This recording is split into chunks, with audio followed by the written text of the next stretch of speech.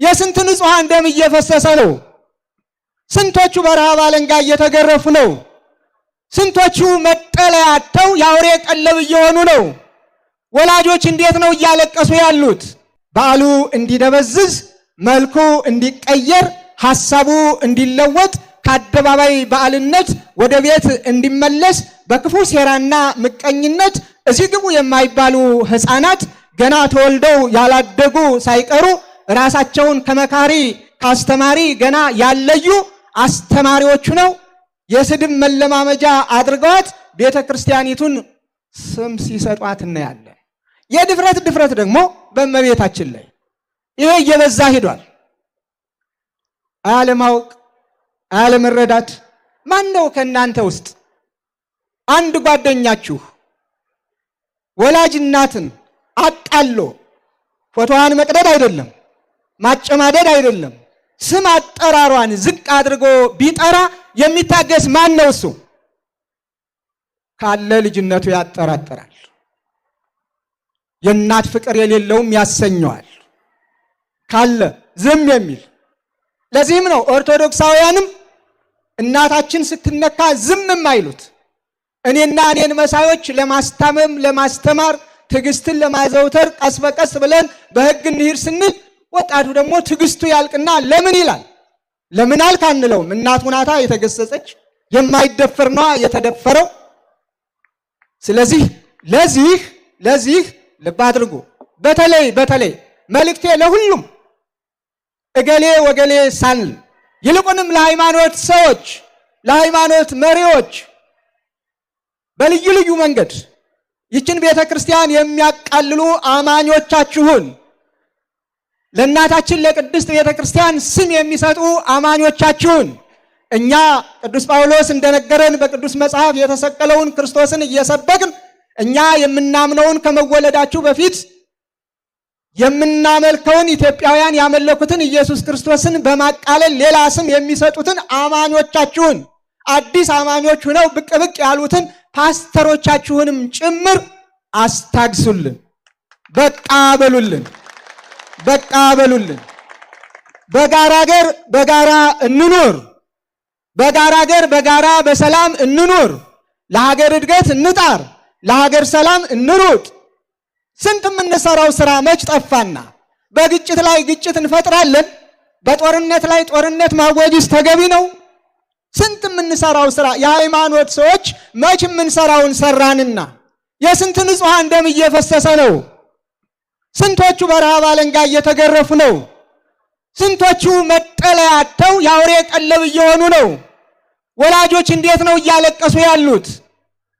ስንቶቹ በሰላም ከቤት ወጥተው ከቤት መግባት ተስኗቸው ወደ ጥንት ተመልሰን ሰው ክቡር ሲሆን ክቡርነቱ ተቃሎ በገንዘብ የሚሸጥበት የሚለውጥበት ይህን ገንዘብ ካላመጣ አንለቀውም የሚባልበት የሞት ፍርድ የሚፈረድበት ዘመን ላይ ደርሰን ስንት ክርስቲያኖች እግዚአብሔርን በማምለካቸው የተሰቀለውን ክርስቶስን በመስበካቸው ባሉበት እንዳያድሩ ግፍ እየተፈጸመባቸው ባሉበት ዘመን ላይ እኛ ኦርቶዶክሳውያን የሃይማኖት ሰዎች የትኛውም ሃይማኖት ሰዎች ለሀገር ሰላም፣ ለሀገር ፍቅር፣ ለወገን አንድነት፣ ለሁሉም ሰላም ጥረት ማድረግና በቃ ይበቃል በምን ችግሩን እንፍታው ብለን መከራ በማየት ፋንታ እንደገና በጦርነት ላይ ጦርነት ይልቁንም የሃይማኖት ጦርነት እጅግ የከፋ ነው።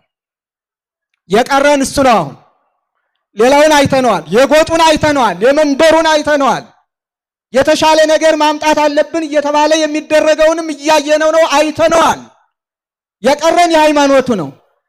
በደንባራ በቅሎ ቃጭል ተጨምሮ በእንዲህ አይነት ላይ ደግሞ ሃይማኖትን መሳሪያ አድርጎ መቅረቡ በጣም አደገኛ ስለሆነ የሃይማኖት መሪዎች የትኛውም ሁላችንም በስርዓት በሕግ በመከባበር ያንዱን ሃይማኖት አንዱ ሳይነካ ቀኖናውን ስርዓቱን ዶግማውን የሚያምንበትን ጠንቅቆ ለአማኞቹ ብቻ በማስተማር በነፃ ምድራችን በጋራ ሀገራችን በጋራ ልንኖር ይገባናል። ከዚያም በላይ እኮ ካልንማ እኛ ኦርቶዶክሳውያን እኮ መቼም ዘመን አረጀና የኢትዮጵያ ቤተክርስቲያን ውለታዋ ተረሳ እንጂ ይሄ ነው እንዴ የኢትዮጵያ ቤተክርስቲያን ውለታ መልሱ? ማንን ተዋጋች? እጅ ዘርግታ ሁሉንም አማኝ በተቀበለች። ደግሜ ደጋግሜ ይህን ቃል የምናገረው እንደ ዛሬው ትምህርት ቤቶች ሳይኖሩ ፊደል ባስቆጠረች፣ እንደ ዛሬው ጸሐፊ አስተማሪ በሌለበት ጽሑፍ ባስተማረች፣ እጁን ሰዶ ከመፈረም ስሙን እንዲጽፍ ባደረገች፣ ታሪክ በሰጠች ለዚች እናት ለዚች አንጋፋ ኦርቶዶክሳዊ ተዋሕዶ ቤተክርስቲያን እንዲህ አይነት ስም ሊሰጥ አይገባም። ስለዚህ የልዩ ልዩ ሃይማኖት ተከታዮች እባካችሁ ምከሩ፣ እንምከር፣ በሰላም በፍቅር እንኑር። እማንቆጣጠርበት ደረጃ እንዳይደርስ በሰዓቱ በጊዜው ካላስተማር፣ እኛ መሪዎቹ በሰዓቱ ሊሆን የሚገባውን ካላደረግን ከኛ አልፎ ከሄደ በኋላ ሁሉም ነገር ከንፈርን መምጠጡ ትናንት ባስተምር ኑሮ ማለቱ ትርጉም የለውም። የእንቁላሉ ጊዜ በቀጣሽኝ የሚለው ልጅና ጠባይ ነው ሊፈጠር የሚችለው። ስለዚህ ይህንን አደራ አለን። ወላጆች፣ የየትኛውም ወላጆች፣ የልዩ ልዩ እምነት ተከታዮች ወላጆች እባካችሁ ልጆቻችሁን በምግባር አሳድጉ። ግጭት የሚፈጥሩ ልጆቻችሁን ተው በሏቸው። የእናንተንም ስም ያስጠራሉ። የማን ልጅ ናት የማን ልጅ ነው ሲባል የገሌ ነው የሚባለው። ስለዚህ ግጭት የሚፈጥር የማይነካውን የሚነካ ደፋር የሆነ ልጅ አይጠቅምም። ደፋር ከሆነ ዕውቀትን ይድፈር፣ ፍቅርን ይድፈር፣ ሰላምን ይድፈር፣ አብሮነትን ይድፈር። የዚህ ድፍረት ይጠቅማል። ተሳዳቢነት፣ አንጓጣጭነት፣ ግዴለሽነት፣ ትዕቢት፣ እነዚህ የመሳሰሉ ነገሮች ውርደትን ያስከትላሉ።